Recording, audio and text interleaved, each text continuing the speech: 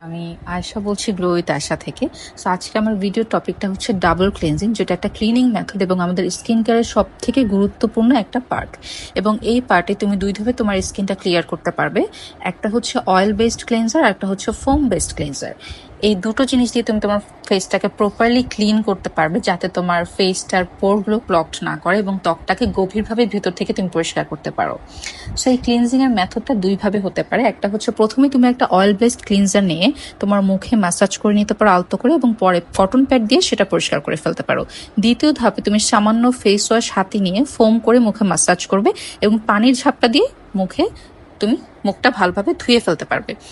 এটা কি হবে, এই দুই ধাপে ক্লেন্সিং এর মাধ্যমে তোমার স্কিনটা প্রপারলি ক্লিন হবে, কোনো ক্লগ পোর হবে না, কোনো ব্রেকআউটের চান্স থাকবে না এবং স্কিন সফট ও হেলদি হবে। সো গাইস, যদি আজকের ভিডিওর টপিকটা ভালো লেগে থাকে তাহলে অবশ্যই আমার চ্যানেলটাতে সাবস্ক্রাইব করবে, এবং কমেন্টসে যদি তোমাদের কোনো কিছু জানার থাকে তাহলে অবশ্যই কমেন্টস করে আমাকে জানাবে। Thank you.